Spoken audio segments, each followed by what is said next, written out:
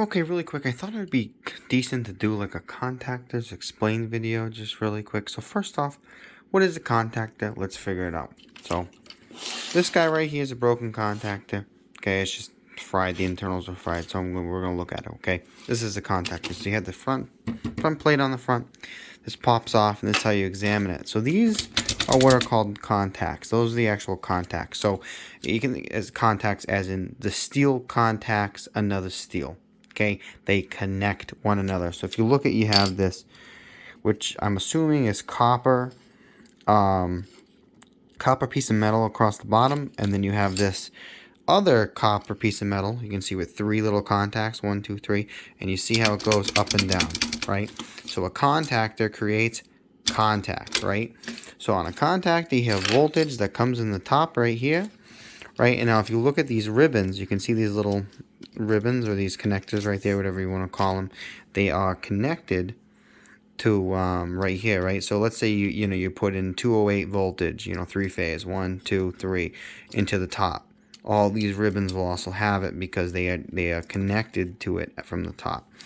And then what happens is when an electronic signal comes, so you have a coil here. So what is the coil? So in this case, this is a 120 volt coil.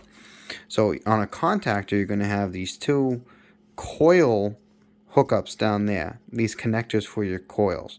So these connectors are for your coils, these connectors are for your contacts, and typically, no matter what size or style of contactor you kind of have, you're going to have some type of writing, or you're going to have like a gap, some clear way of understanding. These are for the contact connections, those are for the coil connections, okay? So what happens is you connect it, you connect your line voltage up here, and then you connect this side to your motor or your compressor or whatever it is, right? And then your controller or whatever system you have in place will say, I want that compressor running now. And then it's going to send voltage to this coil, these coil connections right there. So what happens is, if we take this apart, right, you're going to see there's a coil in there. You see a copper winding coil. So if you run electricity through a copper winding coil, you'll get a magnetic field, okay? And why does that happen? I don't know, because of physics of some sort. But basically, there's some type of calculation, and they run a certain length of copper winding, and, these are engineered to, have a certain amount of force that goes down on that puppy, right? And so what happens is, when your controller goes, I want that compressor to run, it sends a signal to that coil. That coil gets the amperage starts going through it, and the electricity goes through it, causes magnetic pull that pushes down those contacts. That's why it's called a contactor. Contacts, and then it crosses that bridge there, and now it connects voltage from one side of the contactor to the other side, causing your compressor or your motor or whatever you got to run. Now, we're going to discuss a couple properties of contactors and a couple different kinds. So these are called 3-pole contactors. Why? Well, pretty simple, right? 1, 2, 3. This is called a 2-pole contactor. Why? 1, 2. So your number of poles is just the number of connections you have for it. Now on your contactor, you're going to have this value right there, which is amps. Okay? Now, this is an important value. When you're looking to replace one, you have to have the same amperage or higher. All that is saying is that when this is connected, okay, when that contact is closed, this has the capability of running 50 amps across, from top to bottom. Okay? Now we're going to go over and look on the side. You have some other types of parameters here as well. So on the side you have, so let's zoom in a bit. There we go. On the side we have, we're going to go up here. You see we have all those different voltages on the side. So we have 230, we have 460, we got 575. So we have lock, rotor, amps. So what is lock rotor amps? So the lock rotor amps is when a compressor or a motor starts up. Initially, you have this static friction that starts, or another way of looking at it is you have inertia, right? So the moment of inertia of something, like it's hard to get something going. To get it going is hard, but when it gets going, it's easier, right? So it draws a lot of amps. So if you look on your compressor tag or your motor tag, you're going to see it's going to have a lock rotor amps, and it's going to say like 101 or whatever, right? So when you're looking at your contactor to select it or whatever you're doing, this lock rotor amps is the maximum startup amps that you can have when your motor or your compressor starts. So, the moment you start it up, you're going to get like 250 amps or 300 amps, and then it's going to go back down to below 50 amps. Right, and you're also going to have a rating on it too that's going to be like maximum line run amps. So at the max this motor can be pushed, or the max this compressor can be pushed, let's say it's going to be 45 amps, right? And then you got 50 amps on here, and that'll be good to go. Okay, so now we got up this 1 phase, 1 pole, and 3 phase, 3 pole, okay? So this is kind of like it's a little bit hairy, it's not super clear, it's not great. It's kind of an amalgamation of, so for instance, you can have a 115, right? You're going to have 1 hot and you're going to have a neutral, right? So that is, 1 phase and technically 1 pole, even though you're going to have 2 poles connected on this guy. Now, you don't actually have to have, remember, you don't actually have to have all 3 hooked up. You could literally just have 1 hooked up across. You're kind of wasting the contactor, but you don't have to have all 3. Okay, you could put 2, you can do whatever. Let's say, you're an hour and a half away from a supply house, and now the customer is going to have to pay you for an hour and a half drive or parts pickup or whatever you guys do. It might just be worth throwing in this guy. But, so this is kind of confusing because now you're going to go down to this 230. You can have a 230 and then like a 240 where you have a 240 and then a neutral. But then it's also counted as single phase, quote unquote, when you have 3 phases from building that are going to a condenser unit, but only 2 of those phases are being used. So you have 120 on one side, 120 on the other, which gives you the 240, or you have, a 208 difference across them. That's counted as a single phase 208, but there's kind of technically 2 phases. But, that's kind of all a little bit, nonsensical, but you're basically going to get, if you're using this contactor, you're going to be in this 3-phase zone, more than likely.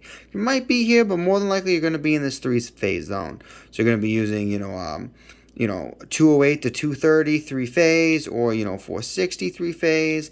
Okay, and then you have this horsepower rating or this kilowatt rating. So we've got this horsepower rating over here. So we're just going to use this as an example of 230. Right, we're going to do the 3-phase 3-pole, because that's more than likely what we're going to be using. 15 horsepower, right? So if we plug into our equations over here, our old-fashioned, power equals voltage times current times some type of efficiency factor, right? And then we know that the power of watts equals horsepower when it's divided by 746, just because that's what it is. It's just a conversion, right? So if we kind of plug everything in, right? So we get your power equals 230 times current, power equals horsepower times 746. That equals 11,190 watts divided by 230. And you get a current of 48.6, which, what do you know, 50 amps. Right, so that's how you get those horsepowers, and that's why they have the horsepowers on the side. Is it's kind of like, obviously an English Standard way of kind of giving us some type of quantification on how much power these things can handle across the contacts. Now, if we look up here, you can see that it has a voltage, it has a coil reading right there. Now let's see if I can zoom in. There we go, which is 110 to 120 volts, right? So this means that in order for this to magnetize properly and for these contacts to be closed properly, the voltage that needs to go to these 2 pins is 115. So this one over here, the voltage that needs to go to those 2 pins is 208. That's so important to note. Over on this one, the voltage that goes to those 2 pins are, let's see, this one might say it on the front. if it says it anywhere. We'll see where it says it. Right, so as you can see, this one's a little different. It's labeled a little different. Right there, 24-volt coil. Right, and then over here is another small one with a 208-volt coil. So you can see that they make these in all different shapes, all different sizes for all different applications, you know, and why you would want low voltage versus high voltage. Well, high voltage means you're going to use less current, but then there's more electric potential. You know, there could be potentially more aki-sparky.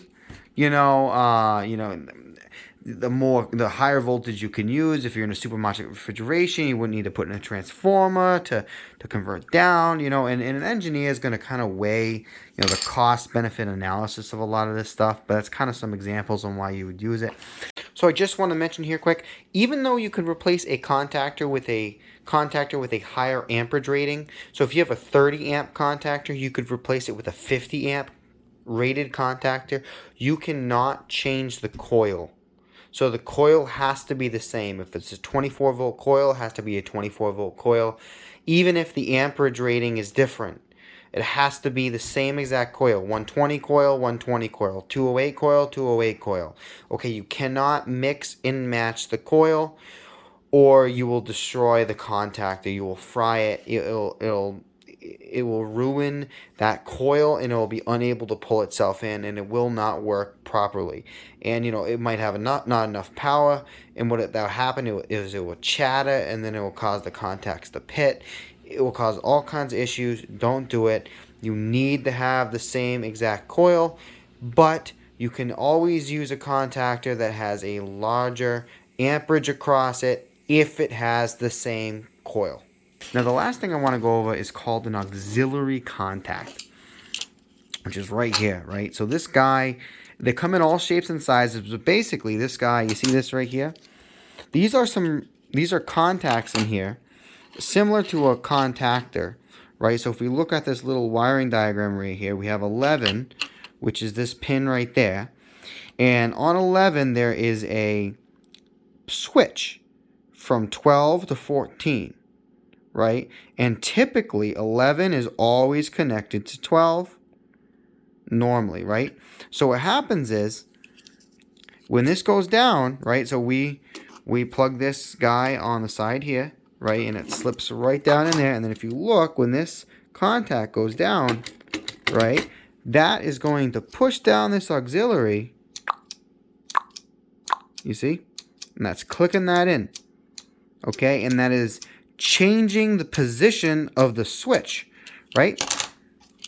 So, for example, like let's say if you want your crankcase heater, right, for a low temperature compressor, so you want it heating the compressor when the compressor is not running, you would connect your voltage to 11, and then you would connect your line out to your crankcase heater to 12. Because that is normally connected. Now what happens is when this pulls down, right, the switch will switch, go to 14, and now 12 will no longer have voltage, and that will be open, right? And then on this side, you can see that you have another one, right? So the way that this voltage goes, it goes in through there, goes through that little thing, out 12. Switch is on, goes in through there, out through that little thing, through 14. And this little thing is this little relay, right there.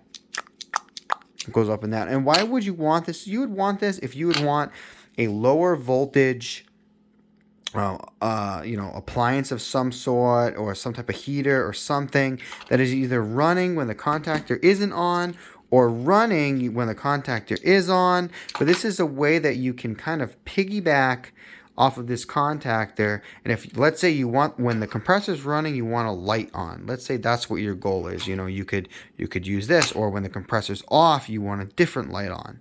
You could use this, right? So this is kind of like another way to, piggyback off your contactor and, add it in there. Add in another type of switch mechanism to your system in a cheap, affordable way.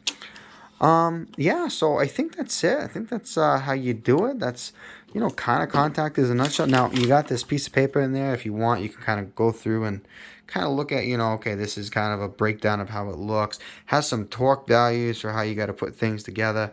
It's not bad. It actually doesn't have any information about this, chart over there, but yeah, so that's, Contactors in a nutshell. Please like, subscribe, and hit that bell button. Do it. You know you want to. And that's how you do it. Thanks.